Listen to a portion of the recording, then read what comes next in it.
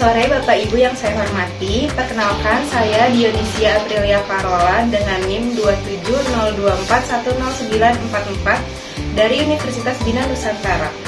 Hari ini saya berkesempatan untuk mewawancarai seorang ibu dari komunitas ekologi Cibinong. Halo Ibu, selamat sore. Selamat sore Kak Ola. Boleh Ibu memperkenalkan diri dulu? Terima kasih Kak Ola. Saya diberi kesempatan untuk berbincang-bincang dengan Mbak Ola.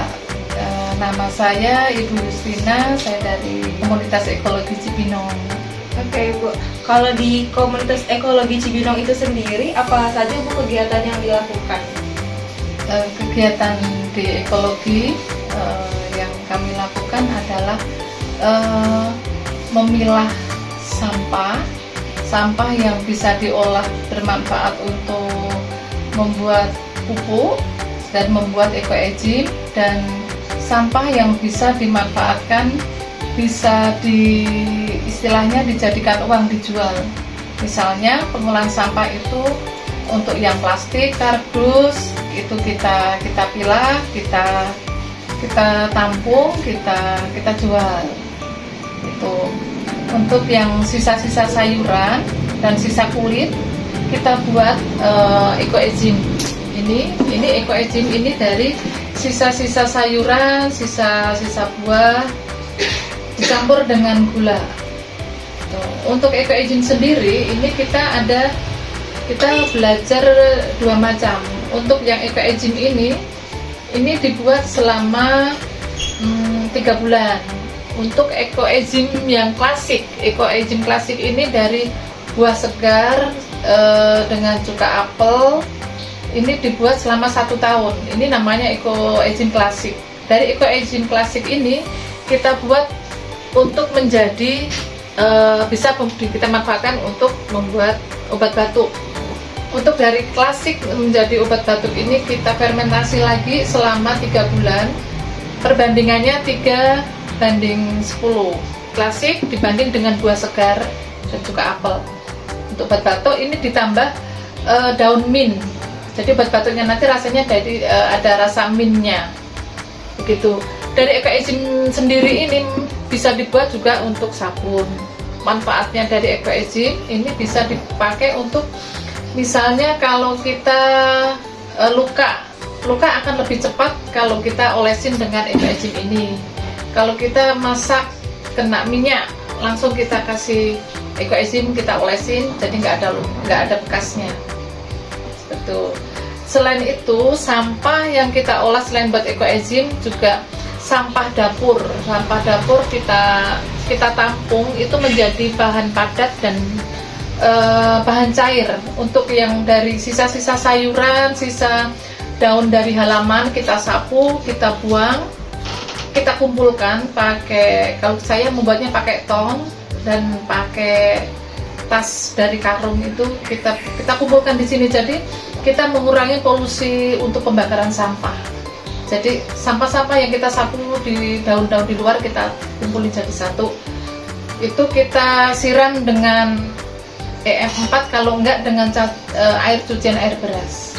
Itu untuk menjadi seperti ini, menjadi pupuk padat itu selama 1 bulan. Jadi kita buatnya pakai tong. Di sini kita lubangin. Jadi nanti kita lubang ini kita kasih kayak pintu. Itu untuk ngambil hasilnya pupuk padat. Itu nanti jadi tanah. Terus di sini selain ada pintu, sampai sebelahnya kita buat kayak keran. Jadi airnya bisa netes-netes, kita tadain pakai ember. Begitu. Jadi di atasnya nanti untuk nuang sisa-sisa sayuran kita kasih siram pakai air beras. Untuk jadinya seperti ini. Ini lindi juga dipakai untuk siram tumbuh-tumbuhan. Oke Bu, berarti ekoenzim dan air lindi ini memiliki banyak sekali manfaat ya Bu ya. Ya. Tadi Ibu sebutkan ada sebagai obat batuk, untuk pupuk juga. Ya.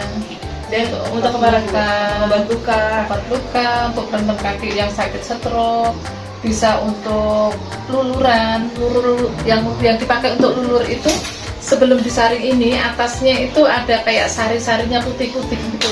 Itu di atasnya itu yang bisa dipakai untuk luluran. Wah, berarti ini untuk perempuan-perempuan di luar sana juga bagus banget ya Bu ya, untuk luluran. sebenarnya sebelum mengelola limbah ini, apa sih Bu yang memotivasi Ibu dan komunitas ekologi Cibinong sehingga terpikirkan nih, oh mau mengelola limbah menjadi ekoenzim? Ya, motivasi kita awal itu kita mengurangi bagaimana sih caranya mengurangi sampah yang dibuang. Karena kita melihat orang membuang sampah tuh di jalan tuh banyak yang membuang sampah tuh sembarangan. Ya paling tidak mulai dari keluarga kita sendiri.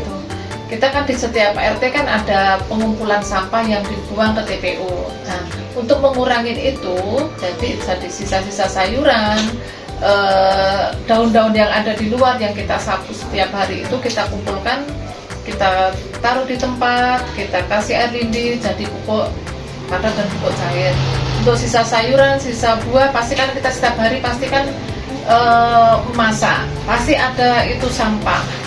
Nah, kita buat semacam eco-aging. Jadi untuk sampah yang dibuang itu jadi sedikit. Oke Bu, apakah Bu masyarakat lain atau masyarakat awam seperti saya ini bisa juga membuat eco-enzim seperti ini? Bisa sekali Mbak, justru kami ini akan lebih senang, terutama untuk anak-anak muda ini untuk lebih peduli dengan lingkungan, sayang dengan lingkungan dengan cara memelihara lingkungan seperti ini. Dari kecil dari rumah tangga sendiri, itu ngurangin sampah, ngurangin cara memilah sampah yang plastik, yang kertas kita bisa. Seandainya kita udah membantu para pemulung yang ada di luar. Dengan cara kita memilah sampah, misalnya yang botol, yang kertas kita taruh tempat sendiri, misalnya kalau beras kita beli beras. Terus yang sayuran kita buat seperti ini, kita taruh di tempat di luar. Paling enggak kan pemulung itu udah, oh sini sudah ada sampah yang sudah langsung diambil, nggak harus ngaduk-ngaduk gitu tukang pemulungnya. Itu udah sangat menolong. Kita sudah membantu mereka juga. Baik Ibu. Lalu Bu, pemerintah sendiri sebenarnya sudah menerapkan yaitu Sustainable Development Goals nomor 12, yaitu produksi dan konsumsi bertanggung jawab. Nah, menurut Ibu, apakah pengelolaan limbah seperti ini sudah mendukung program tersebut? Kalau menurut saya sudah, meskipun mungkin nggak besar ya skalanya ya, tapi paling tidak untuk paling besar tuh paling kecil lah dari keluarga. Kita misalnya untuk belanja di luar, kita bawa kantong sendiri dari rumah, kita kan udah ngurangin plastik. Kalau plastik dari luar kita udah buang lagi sembarangan, kayak kita lihat di TV itu sampah di laut seperti apa. Nah, kita dari sendiri kita kan sudah membantu program pemerintah untuk mengurangi sampah yang kita buang. Oke Ibu, pertanyaan terakhir Ibu, apa pesan Ibu untuk generasi muda sebagai agen perubahan dalam mengelola limbah, khususnya dalam limbah rumah tangga ini? Saya sangat menghimbau sekali untuk anak-anak muda, untuk para bapak ibu juga di rumah, ayo kita belajar memilah sampah.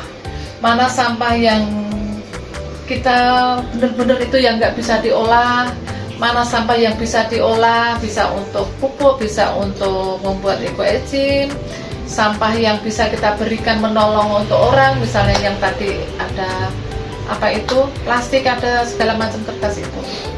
Mulai dari kita. Kita menghargai, kita mencintai lingkungan kita. Tadi pesan dari Ibu sangat baik ya, karena dengan mengelola limbah ini berarti kita peduli terhadap lingkungan, peduli terhadap diri kita sendiri juga ya Bu, karena kita mengelola ini di rumah, dari keluarga kecil kita, kemudian dapat memberikan, yang kecil ini dapat memberikan dampak yang besar untuk lingkungan sekitar kita. Oke. Baik Ibu, terima kasih atas waktunya pada hari ini, sudah berkenan di wawancara. Sampai bertemu di wawancara lainnya. Terima kasih Ibu. Sama-sama. Sukses. Terima kasih. Oke.